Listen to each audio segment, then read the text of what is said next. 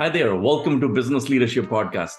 In this podcast, I interview successful business leaders and industry experts to help you grow your business. I truly believe that sometimes a single insight can completely change your business directions and allow you to achieve your business goals. In this episode, I interview Sonia M. Miller. Sonia is a keynote speaker, she's a coach, and she's also author of an international bestseller, The Attraction Distraction. In today's digital world, business leaders, we feel faced with so much distraction on a daily basis. So she talks about how to stay focused, how to overcome some of those distractions. And also, more importantly, how do you teach this skill set to your team as well, so they can stay focused and help you grow and achieve those business objectives. And we also talk about business leaders or entrepreneurs. They get a little bit of success and they get stuck. What are the reasons they get stuck and how to overcome some of those obstacles. And I think you're really going to enjoy my discussion with her when she talks about as a business leaders, we have to stay focused and move a business forward. But at the same time, there's so many blind spots. So she talks about how to process of how to discover some of those blind spots. And also when you discover those blind spots, how do you overcome some of those blind spots and challenges and keep growing in your business. So don't forget to like and subscribe to this channel. Send us your feedback. Until next time, have a good one. We'll talk soon. Hi guys, welcome to Business Leadership Podcast. Today my guest is Sonia Miller. Sonia, the topic today we had in front of us, a lot of business leaders, including myself, during the last couple of years, we're going through a lot of internal introspection and also personal development, because there's been a pause in a business. So, that's area of expertise for you. So I'm looking forward to learning from you, looking forward to our discussion. Thank you so much for time today. Yeah, thanks for having me, Gurmeet. I'm excited to have a great conversation about this. Great. So if you walk us through, how do you help out the business leaders? Where do you see, most business leaders get stuck, and how do you help them to get through those difficult times? Well, I work with a lot of executives and C-suite people, and, these are very high achieving, high performing, intelligent, competent people who are great problem solvers. And so where I meet them is this place where everything that they know has only been able to get them so far. But when they're dealing with so many unknowns, how do they feel powerful? So it's kind of the difference between feeling powerful when you can't control events or conditions in your world. And we're very much in a place more than ever between COVID and all sorts of socioeconomical issues. People are feeling like they're at their limit of feeling actually powerful to lead, to affect change, to guide, to know how to navigate businesses, personal lives, everything. So that's really where I get in, is really starting to help people access the true source of their power, which is internal, versus looking externally to try to control things that are beyond what they can control. Yeah, one of the items I learned, building company is all the growth I had in a business, whatever I achieved in business, it was never external. It was all internal. It's how I looked at it. Things, I needed more growth internally before I could, multiply the growth outside. So to me, personally, I experienced that everything was internal. The way I look at things, So business leader, there's a lot of other, business leader, president of the company, people who are trying to build their businesses. They're all probably going through the same things. So how do they recognize, how do they find out what they don't know, and how do they find a blind spot? How do they go about it in finding all that, what they don't know? Well, I think that the most important thing is they first have to get to a place where they recognize that they simply have to stop looking externally. And you really have to bump up against that wall. And so sometimes it's like when you get tired of trying the same thing over and over and over and over again, and no matter what you try, it's not working, really understanding that there's no magic blueprint or roadmap. There's lots of, a lot of business people are very well trained in tactics and strategies and planning and research, all of that external world data collection and strategizing. But you really first have to get to the point of really truly accepting, I've maxed out on what I can do with this strategy, and I simply need to stop. And I always talk about the power of stopping. You just have to stop and breathe.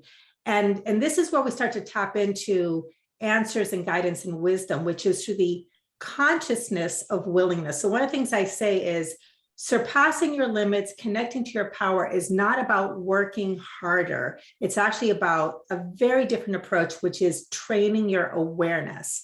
And this is based in starting to understand the terrain of the inner world, which, I call consciousness, and become as proficient at that as we are masterful of the external world, data collection and problem solving. And so there's a terrain of consciousness. There's a way that we access our power. And as we really understand that terrain, then we can start to access, there's a wisdom that's available that's beyond what our five physical senses, can access. And so that's the first step, is just getting to the point of really accepting that the answers are within. Even if you don't know how, you have to get to that point, because if not, we'll just keep we'll start to look within and then go back outside and then start to look within. And we really have to get to that stopping acceptance place to avail ourselves of those tools. So that's the first step. So is that because there's a limitation by looking externally? Data collection, all the process and strategy, there's a limitation. That's why we need to stop and start looking internally. Or is it simply you just can't scale up business until you start looking internally? Well, it's that the outer world is, that kind of problem solving skill is very effective. We have to be good problem solvers, but it's only part of the equation. So it will only take you so far. And that's based on what is knowable, the things that are fixed and knowable with the mind. When we get into the unknown, which is, so much of what we have to navigate, then we have to go within. And that's how we start to tap into the power of, how do I get answers when I don't know? Where do those answers come from? Okay, so what I do is I talk about the shift between thinking, using the mind for thinking, and then shifting to the power of awareness. So we have to stop and then start to train our awareness to start noticing the behaviors and really what's happening in terms of what creates resistance. Because when we're problem solving, it actually blocks the flow of information coming in. I see. Okay, so because I'm solving one problem, I'm so focused on a problem because I need a solution for it. It blocks a lot of other awareness that I'm only focused on one problem, not looking at many different angles. Right.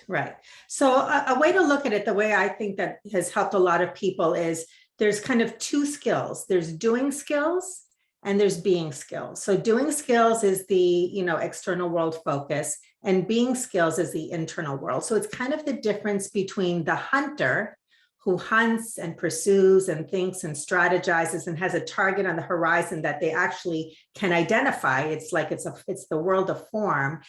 And then the counterpart is what I call the power of the majestic tree. So the majestic tree is a being, like we are all human beings, and it is able to receive everything it needs and much of what it wants, if it were to want anything at all, simply by standing and being. And so when we start to translate, well, what is the tree doing? And how does that translate to me as a leader or as a human being? We start to tap into the skills of the tree. So here's an example. The hunter is highly selective. Okay, the hunter focuses on the target to the exclusion of all else, right? So what happens is the hunter can get that target if it's dealing with known factors, right? But let's say that it's hungry, it hasn't reached the target yet, and it needs food. Well, because it's got narrow focus and single focus, it's got blinders on. And meanwhile, there could be trees and fruits and coconuts all around that it could eat, but it's not able to see it because it's got tunnel vision. So I call that being selective. The tree, however, is unselective. So what that means is it's receiving everything that life is giving it, the sun, the water, the minerals, but also if there's a flood, it will receive too much water, and it will also receive drought. But what it does is it stays open and receptive. And when we work with our awareness and we practice that openness and receptivity, that's when we can receive guidance and insights and intuition and leads and resources that you couldn't. It's really the power of invitation versus the power of intention. And that's what we start to tap into that allows us to navigate the unknowns. Wow, that's difficult to achieve. But talking from experience, when you start a business, when you're building a business, it's a survival. And you gotta focus on grow a company. It's a survive. You gotta survive a company. There's a lot of people's livelihood depends on you. You get a responsibility to focus. And I think that's where the hunter, that the instant kicks in. And you can, you don't have the even time or capability to even pay attention to other receiving part. So it's very difficult, I can attest to the business leaders who go through that. This is challenging. I don't think it's even, most of us are capable of even doing that, because you just so focused on trying to survive, trying to help grow a company. So how does the business leaders, definitely we need somebody to navigate that, and help us, see those blind spots where we are.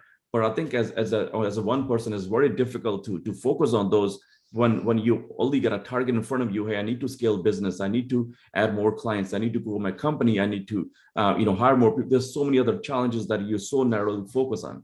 Yes, absolutely. Well, the first thing I want to do is absolutely legitimize how very challenging this is when we have that overdeveloped hunter pursuing skill. What happens is when we have gotten those skills, they've worked for us. So we've gotten validated, we've had results, we've felt very powerful. It makes us feel safe to be, we're in charge when we're in hunter mode.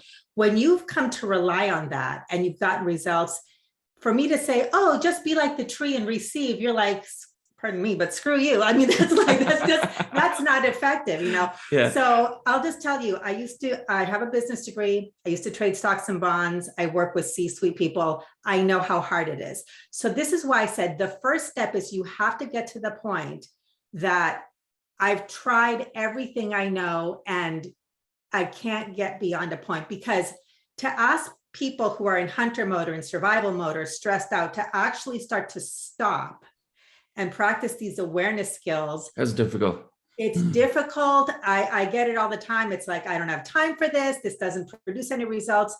I've been doing this for 27 years. It does produce results. So you have to there has to be buy-in. You have to really get to the point of like, well, I've tried everything else. It hasn't gotten me the results. I might as well try this, because you have to really take a leap of faith to try this at first. Now, it doesn't mean that it's going to take a lot of time. That's the beautiful thing about it. But what you have to do, and there's a lot of books about, the 7, skills of highly effective people. There's certain skills, whether it's every single day, you start your day and you don't pick up the phone and start doing your emails and your to-do list. You literally create space. I talk about the power of spaciousness.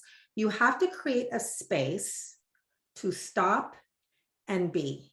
And there's a 3-step method that I teach. It's called the receive method. Yep. Okay. Mm-hmm. So I've really operationalized the practices in a very simple way so that people know the 3 exact steps that allow you to work in consciousness to start receiving solutions, insights, possibilities, all sorts of things becoming an invitation, because we're talking about quantum physics. This is really about the power of consciousness. This isn't woo-woo. This is based in science. So it's really about understanding how, through harnessing the power of our consciousness, in quantum physics, they talk about that the observer affects the observed. The observer affects the observed, right? So there's energy that we can access. Mm-hmm. But we have to become spacious. So the first thing is you say, I'm going to wake up every morning and I'm going to create 15 minutes a day.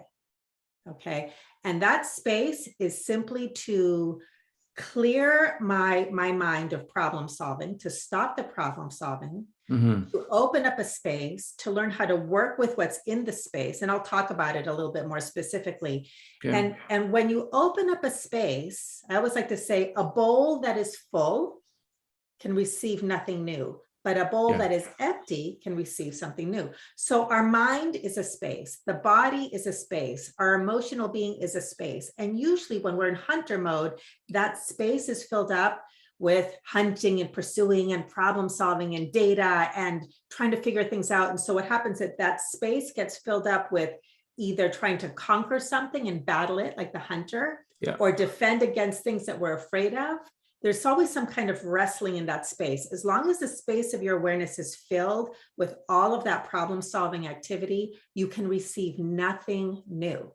But when you learn how to stop, mm-hmm. be, breathe, create a space, I walk you through the 3-step process. In that space, that's when now you become an invitation and these are things that are not linear. Like I always say, the hunter model of power is linear. A plus B equals C. The trees model of power is not linear. It's like you practice this practice over here, and then solutions, resources, leads, opportunities, they just start showing up in your world. And I've had CEOs who are negotiating 8-figure deals that are very stressful in a hunter environment, absolutely committed to this practice, and be able to negotiate the compensation they wanted, be able to navigate difficult, challenging board communications and decisions that were being made. I mean, very high level, but this discipline of starting their day and training their awareness allowed them to navigate this thing. And it wasn't just that they navigated it effectively, things just started flowing, like things that were stuck started moving. Invitations, promotions, all sorts of things just show up because you're now able to receive from life things that you couldn't make happen on your own in hunter mode. So I know I kind of went off on a tangent, but it's absolutely challenging when all you've known is hunter mode and it's worked for you. But what happens is you just keep trying to do the same thing over and over again, expecting a different result. It's not going to change until you try something different. Yeah, no, it's a challenging because today's digital world, there's so much information around us, right? So emails coming in, we gotta fill up this digital form, or there's so much digital, media is there, right? All the negative stuff in the media as well. So yeah, finding those 20-30 minutes is a key that where you ground yourself and hold your energy. But definitely, and I can see that that no matter what challenging decision you go, discussions you're going through during the day, if you are grounded, if you are mindful of what you're going through, and you focus on 1 or 2 things instead of trying to focus 20 things, it definitely get much better result. When you're making decisions. Yeah. And what happens is when people are under stress, they are in survival mode. There's no question. You get into this. What happens is the animal instinct part of us, the nervous system, gets activated. So that also creates this narrow focus. Right. So you're either in fight, flight, or freeze mode. And so what happens is you're just reacting to things. You're just looking for what is the quickest path out of the threat or the harm. And so it absolutely takes a discipline to you have to start your day this way. And, most leaders understand that part of being effective is you have to have really strong no's so that you can have really strong yeses. Because if you don't know what to say no to, like you said, your space of your mind, your awareness, your body will be bombarded, like you said, by, let's say you have an open door policy and people are just walking in, or you've got the social media, or you got the news, or you've got the stock markets doing this. This is all stuff that's coming into your awareness. There is no place to find your North Star in there. There's no place to listen or be open and receptive to things that are beyond what the physical world is giving you, unless you claim that space. I always talk about the discipline of claiming your space and caring for your space, the space of your awareness, the space of your physical environment too. You have to have those times that you close your door and you don't let anyone in, so that you can just really claim that space to receive your own inner guidance. So the discipline is required, but it absolutely works. So how much hard work is that? Definitely, first step is being aware of that, what you just mentioned. Second is practicing on an ongoing basis. Distractions happen, life goes on, a lot of challenges from the family, staff, employees, a lot of challenges. So how hard is the discipline and a structure you got to bring it on a daily basis to practice that? Because you're not going to get there, and you're not going to have that, the grounding from the day one. It's probably going to take a period of time by the time you start practicing and start getting a little better how to control your thought process, right? So how much hard work is that, somebody can invest on themselves in order to get there, Sonia? Well, it's not hard work the way hunters are used to it. Okay. The hunter definition of hard work is a lot of energy, mental activity, researching. It's about a lot of time. So you're always looking for efficiency, right? Yeah. So it's a lot of physical activity. It's a lot of, moving from morning till night. Okay. The trees model of power, or the trees model of hard work, is showing up. So you don't have to maintain motivation.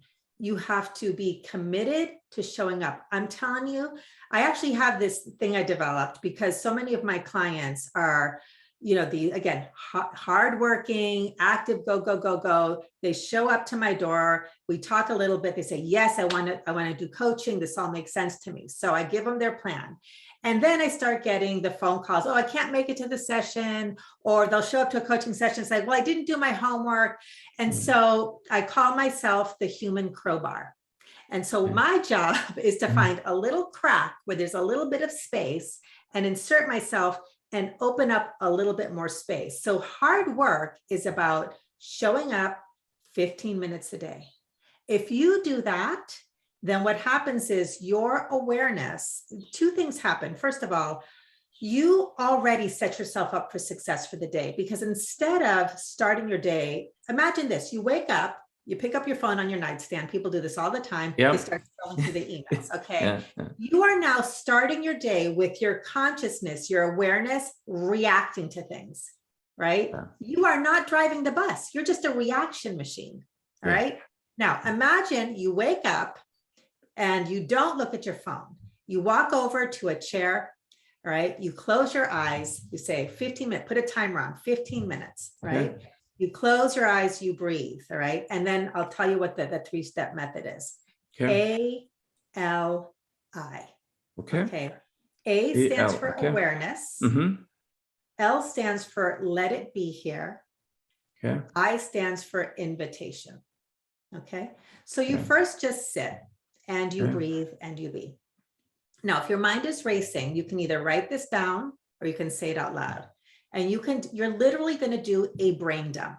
Okay. So what happens is you wake up and you immediately start thinking about, oh my gosh, I got to do this. I got to do this. My kids, my spouse, my business. I got these phone calls to make. Okay. So your mind is busy, right? So what you can start to do is just start to name what you're aware of. What you're aware of. So you start to name the thoughts. Okay. So this is A, right? A-L-I. I'm aware that I have to take Timmy to softball and I have to go meet this colleague for racquetball. And I've got 3 back-to-back phone calls to make and I got to plan for that sales meeting. And I'm aware that I'm stressed. So you start to name the thoughts, but you also start to name your emotions. I'm aware that I'm stressed out. I'm aware that I believe I can't fit it all today. I'm aware that I don't have solutions. I'm aware that I don't know how we're going to do this. I'm aware that we got to make payroll. So you're just going to dump everything. Okay. I think it's really good if you write it out because it gets it out of your system. So you just dump. If you can't, you just say it out loud to yourself. We just speak it. So what starts to happen is everything that's in the space of your mind now starts to get laid down to rest. So we move into L. You take a deep breath.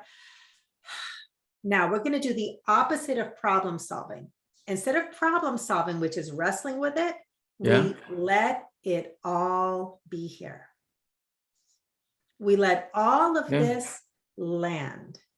Let it be here. What's happening in consciousness when you let all of these problems and worries just land on the piece of paper or land in your lap or land on the floor is now there's a space. It's kind of like the warrior who puts down their sword and their shield. I'm like, I'm not going to battle this. I'm just going to lay down my sword and lay down my shield. I'm just going to be. And then you take a few breaths. Sometimes it's 1, 3. Sometimes it's going to feel so good as you breathe that you're actually going to feel yourself come from your head to your body. So we let it be here. Now there's many teachers out there, mentors, coaches, gurus, spiritual teachers who talk about let it go. Let it go. The power of letting it go, the power of letting it be. I actually like let it be here because when you're practice, your mind might know that the teaching is you just need to let it go, right? Your mind might know that's the right answer, but your mind doesn't like let it go because your mind perceives let it go as loss of control, loss of the thing that you want. So we don't have to let anything go. Just let it all be here. Just lay down the sword and the shield, right? You will feel, people who practice this will feel like the anxiety level come down. The sensations in their body. I get reports all the time. It's like, I can't believe how much my anxiety comes down when I practice. Oh, definitely. I Right? can see that. I can see that it just comes down. You just just let it be here. You can always pick it up later, but Yeah. for now, just let it be here, right? So you let it be here. You breathe, right? And as you do, what's happening in consciousness is now you've opened a space because all of this world can rest. Let it be here. And then as you let it be here, then you move into I, which is invitation. So what is invitation? Invitation is where you put your awareness on what you want versus what you don't want. When you're problem solving, whether you're aware of it or not, all of your energy is on what you don't want. You're creating the same energy again. Yeah. And all of your focus is on problems. So if you're problem solving, your consciousness creates your reality. Where what I would say, what you focus upon flourishes, you just get more problems. That's why the problems never go away. You might solve a problem for a moment and here comes the next one, right? The space is, you're always inviting problems because your attention's on problems, right? So we've taken our attention off problem, we've let it land, not by solving it, but just by letting it be here. And then you can think about, okay, what do I want? How do I want to feel? And this is what we do. We focus on the essence, which is the power of being, versus the form, which is the target. The inner world is feelings and experiences. The outer world is form and data and information. So let's say you're going into this day and you don't know how you're going to solve some problems. So you say, I am willing. So willingness is how we practice invitation. I am willing to receive solutions expected and in unexpected ways. I am willing to feel guided. I am willing to receive inspiration. I'm willing to be pleasantly surprised. It's a lot like the tree. You open and you become willing without having to figure out how. And it takes a little bit of practice when you're not used to thinking that way. That's kind of what I teach, is how do you become an invitation? How do you focus on essence versus form? But as you get better and better at this, that's when you become an invitation. And then the doing part, because the hunter's like, okay, what do I do? So then you just get up and you do what's in front of you. What happens as you practice this is all of the over functioning and overdoing starts to come into balance with the human being part of your power. And then I always say, when in doubt, be first, do second. But what most people do is they do first, hoping that they're going to be or feel calm as a result. You have to actually connect with the quiet within yourself first. And then that becomes an invitation for all kinds of possibilities, the things that are creative and collaborative and opportunities that arise. I see. So let me summarize the 3 steps before we. So first one was A was awareness. Second one was L, let it be here, and then the third one is invitation. Got it. So that's when a lot of challenges come. I find when you quiet your mind, that's when you're struggling with that. So I've been trying to get a handle on my negative thoughts for a long time. When I get up in the morning, I simply say, listen, I don't want to have any negative thoughts. But what you're saying is, write it down. Don't practice not having a thoughts, but simply just write it down and let it be. Because I've been writing on my hand on it for the last 3 months. I've been writing my hands like no negativity allowed, because I don't want to have negative thoughts, because I want to focus on a positive, what I want to achieve. But you simply saying, don't ignore it, simply write it down on a piece of paper and let it be. I love this question, because this is one of the reasons I'm so passionate about these teachings, is these are very common misunderstandings. I always say, beware of positive thinking. Because what tends to happen is we hear these teachings about, you got to think positive and you gotta, keep your eye on the prize and stuff like that. So what happens is, when positive thinking feels good, do it. But when it doesn't feel good, when your mind is thinking, well, I can't think that way, I'm going to create some more negativity if I have negative thoughts, what's actually happening inside in consciousness is you're creating resistance. Okay. There's a saying, which is, what you resist persists. right? Mhm. So if you are resisting the fact that you feel stressed out, the fact that you have negative thoughts, the fact that you're afraid or worried or feeling out of control, those are feelings happening in your inner world. But if you think that you have to control them with positive thinking, that is going to create resistance. So it's just going to get more. And you said a really important thing. You said, I'm trying to control my thoughts. It's not about controlling the thoughts. Yeah. It's about offering no resistance, because it's the resistance that gives them power. When you are battling negative thoughts, you're giving focus, life, and attention to the negative thoughts. But when you just write them down, say, you know what, it's safe for me to have negative thoughts. They can be here. Yeah. I'm just going to let them land.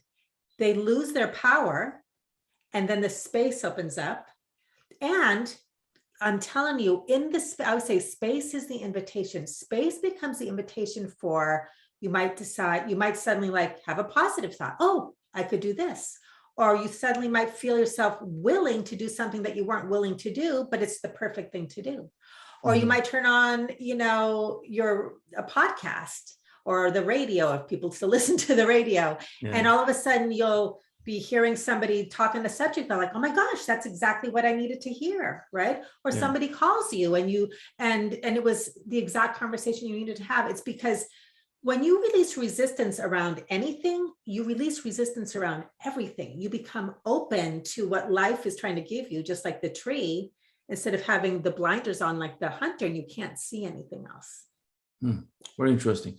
And when you focus on that, if you what you mentioned, that's where the creativity comes in, where you want to achieve, right? Exactly. A lot of business leaders, they know that, building companies, it's not only on, doing skill, as you mentioned, it's based on your creativity. How could you find more creative way, new solution, more creative way delivering services, more creative way looking at things that other people didn't look at. And that creativity, you can only tap into that creativity when you're working on a solutions, not on a problem, right? Exactly. And that's it. I mean, this opens the door to creative inspiration. Okay. It's another one of my willingness affirmations that I love. I'm willing to be inspired. You can't figure a way. If you think about like, what does it take to be creative, to invite innovation, to have an idea that no one's thought of before? You can't get there analytically, because that's a different part of the brain. Literally, when you're in fight, flight, freeze mode, in survival mode, right? You are only able to access the survival part of the brain back here. But when you relax, okay, when you just practice, you regulate your nervous system. There's a couple of tools and techniques that I teach you can do while you're sitting. Then that interrupts that survival mode. You can reset your nervous system, and all of a sudden you have access to the creative functioning of the brain, and ideas come in. And it's not just in your own awareness, it's from life itself. I mean, you tap into the universal energy, that is just the 0 point field, where all of a sudden the things that are a match to your creative invitation, you can receive them because they're out there floating in the ethers, but you have to be open to receiving the inspiration and the ideas. I know a lot of business leaders, I know, because I've been interacting with a few of them, they all focus on reading books and trying to calm the mind down, and they all find out, trying to figure out what can they do to get to the state, what you just mentioned, but you simplify it in a 3-step process instead of, going through many different directions. I think that's very easy to digest, instead of going through many, a lot of research and trying to figure out how to do a lot of those things. Yeah. I love my process. It works. It's been proven. And I've been doing this for 27 years. So I've studied all kinds of meditation methods. I've studied energy psychology. I do energetic healing and energy psychology in my practice. And I love what you said about reading books, because this is part of the hunter mode, still trying to find like the perfect right answer, or how do I do it? And and this goes back to, I actually forgot to finish my sentence about the human crowbar, but I created a program called the 30-day challenge, which is designed to really, I just really want to deliver this message, which is less is more. It's not about getting more information. These business leaders, these high achievers, they're so brilliant and so intelligent. They have so much information. The answer is not in more information. The answer is in stopping and practicing. Even if you don't use my 3-step method, find something that works for you. You have to actually sit and show up for yourself. And if you find something that works for you, show up. It's not about staying motivated. It's about staying consistent. And those 15 minutes a day can change everything, and with my clients, the ones that are successful are the ones who, again, they've just gotten so tired of having the same, bumping up against the same brick wall, that they finally say, okay, I say, are you committing? Can you give me 15 minutes a day? And they finally commit to it. It's the practice that makes all the difference. It's not about more information. Mm-hmm. So Very whether it's the interesting. 3-step method or something else that works, you just got to find the thing that works for you and show up for yourself and do this inner work.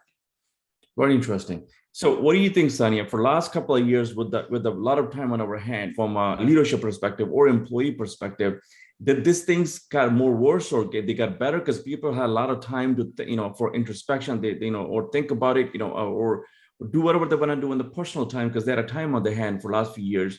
What do you think that it created a more challenges for people, or what are your thoughts on that people, moved up on a journey to more personal development? Well, I think what I'm seeing is, that the external world conditions have been so incredibly challenging. And it isn't just COVID. I mean, it's kind of like the perfect storm of so many things. And like you said, people were sent home for 2 years, basically, were housebound for a good part of it. So in some ways, good things happened. It's like people were removed from so much external busyness and activity and distraction, and some people really took it as an opportunity to turn within. Other people were lost and lonely, and it didn't feel like an opportunity. It was very isolating. There's been a lot of trauma on individual and a global level, on so many levels. And so it's kind of like the highs are higher, but the challenges are higher too. It's like everything went up in intensity. So while the challenges of being confronted with, there's so much I can't control. I mean, things feel more out of my control than ever. It's kind of like the illusion of control has been crumbling more and more, right? Mm-hmm. That is very, very confronting, very stressful, very activating. So stress levels have gone up, but that's also a call for these personal development tools. And so for the people who are proactive about that, who are really willing to, develop some new skills that are beyond what they've, when they really realize, okay, what I've been doing doesn't work anymore, I have to tap into these personal development skills. People who do that, it's much better because there's so much more available, so much more out there. And that's the truth of the matter is, it's simply that. It's like the stakes are higher. We have to develop new skills that are not just the same old working hard strategic, but opens us up in consciousness to our creativity, our innovation, and solutions that just weren't, are not available any other way than through the personal development work. Mm-hmm. Definitely. It's like, you cannot survive without it because there's so much pressure. Not only everybody's going through challenges, business leaders have their own challenges, at family, financially, or staff challenges, and their employees are going through the same challenges. There's a physical, there's a mental health challenges. There's so many different challenges. And if you don't take care of yourself, you can't help your people that with those challenges either, right? So I think this is one of the skills that I'm understanding that you cannot do without. You need to spend time and you need to focus on yourself and be at a better place so you can go help out your staff. Yeah. There's something that strikes me too that I want to say is, when you tap into this inner work of consciousness, you tap into abundance. When you are out of focus, especially in the traditional, business world, it's a competitive environment. It's win-lose. And if you're going to approach things from win-lose, there's always going to be this sort of gravitational pull towards a consciousness of lack and scarcity, which is what creates so much stress, right? Yeah. But when you move into the realm of consciousness, into personal development, you start to tap into the realm of abundance. And I always like to say there's one source and infinite channels, right? So there's one source. It's like the ocean. There's one source of water on the planet. There's tons of water. But if you think that this particular creek is the source of your water, it's going to dry up sometimes. Yeah. If you make that your source, you're like in scarcity. But it's like, okay, that channel dried up, but it's not my source. I remain open to infinite channels of supply. When we do that inner work, then that's where the abundance comes in. And so that shift is fundamental to opening up to solutions. When you think that, there's just, there's lack. There's so much abundance. There's so much money. There's so many resources, there's so much on this planet, but if you are not open to receiving the abundance, it doesn't matter how much you will not be able to access it because your consciousness is in lack. Very interesting. I think that's what business leaders got to tap into, being grateful, abundance, and, all those things, that's where you, performing at your, most potential in a world, what you're here to do. Right. So, especially, my colleagues at a service business, service business is all about being grateful and helping people, being in a service of other humans. I think if you can tap into that and look at from an abundance standpoint, you will do a lot of good in the world. Absolutely. And I like to just give really concrete examples, like in the Great Depression, there are lots of people who suffered with lack, but in every time of challenge, there are always those who thrive. And if you want to look at it just from a physical world thing and say, well, yeah, they were lucky, or they had the wealth, or they were privileged. Yeah. But if you look at it through consciousness, there's a consciousness that goes with that. Now people who are born into abundance and privilege are going to be, their minds will automatically be conditioned to expect that. So people who have been born into poverty or into oppression, their consciousness is going to be conditioned into that. So I'm not saying this is easy, and I don't take it lightly, depending on where your consciousness is. But what do they say? There's a saying about everything, the universal factor, or the thing that that's it. The great equalizer is we all have the power to harness the power of our consciousness if we're willing to, learn, study how that works. Mm-hmm. It doesn't matter what your upbringing is. It's like, how much are you willing to do this inner work to harness that power, because that's the great equalizer. It doesn't matter what your environment was, what you grew up with, even what the economy is doing, or, your consciousness transcends that, because you can access the abundance that's universal. But you have a control over that, right? You can raise your consciousness, or you decided not to do that, right? It's your choice. Right. And that's why I like to say when you're dealing with, I can't control this. Okay. How do you feel powerful when you have no control? Your power lies in consciousness. When you really understand that your power lies in consciousness, everyone can access that power if you're willing to show up in that space for yourself. Beautiful, beautiful, love it.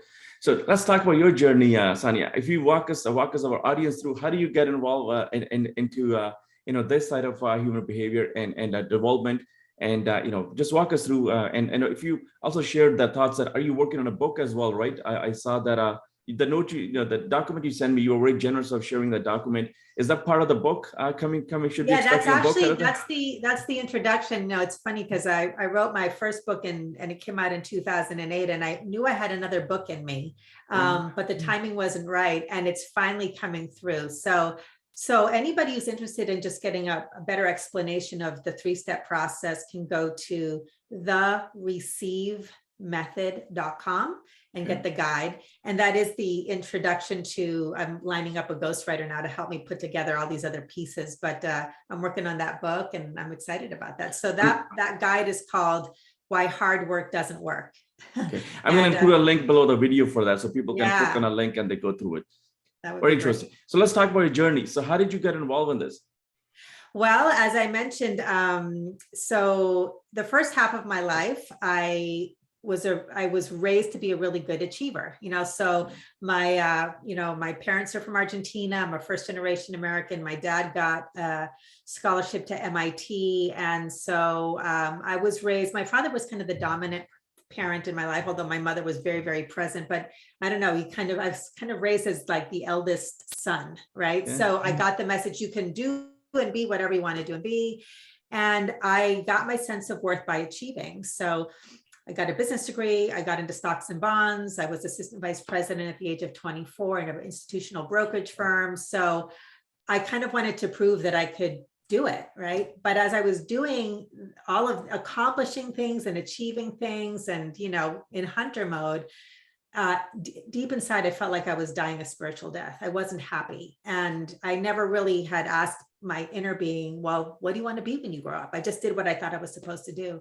So the next half of my life, I started to delve into this stuff that I'm talking about: consciousness, spirituality, quantum physics, energetics. And it took me in all kinds of a meandering role, but eventually through leadership training and other organizations where I volunteered a lot, I got a lot of encouragement to offer my first workshop. And one thing led to the next, and it was standing room only. And I wrote my book, and I've been working with clients as a coach since, the late 90s. And but I'm my own guinea pig, but then I would test things out on my clients, and then the results just kept getting refined into, creating systems and courses and curriculums that work for people.